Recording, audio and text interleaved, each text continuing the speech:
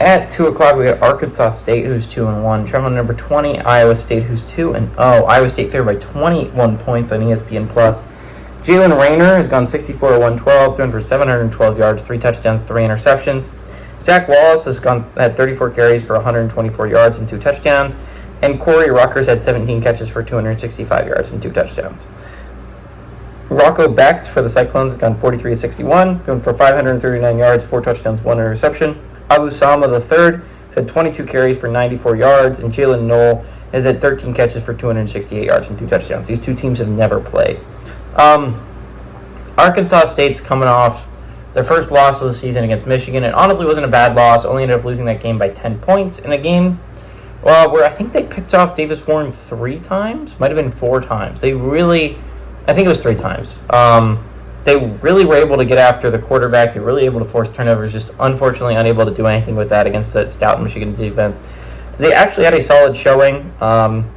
It's going to be a rough one to play Iowa State immediately the week after. Again, this was your chance if you were Arkansas State to build an actual resume. If you had found a way, I know as unlikely as it was, to win in the Big House and then go on the road and beat the Cyclones, I would have found it, you would have immediately become one of the favorites to make the playoffs. Of the group of 5 teams, you would have immediately made a resume. Unfortunately, I don't know if the resume is going to be able to get there even with a win today. But this is where it would start. A win on the road against Iowa State would actually build something to the resume. But Iowa State's coming off a bye week. You're coming off a weekend where you got beat up by Michigan, right? Like, Michigan's going to beat you up. That's what playing Michigan is like.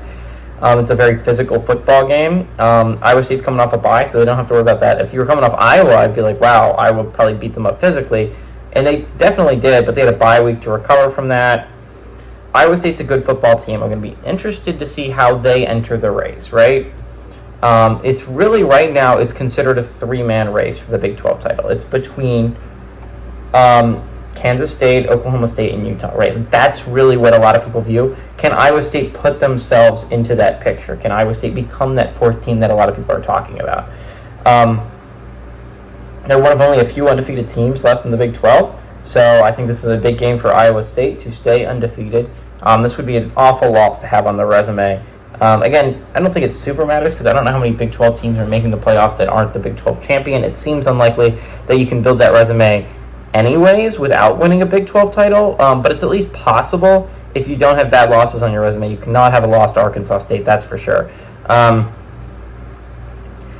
Iowa State's a really good football team. They're coming off a bye. Arkansas State got their butts kicked, and they got really beat up physically last week.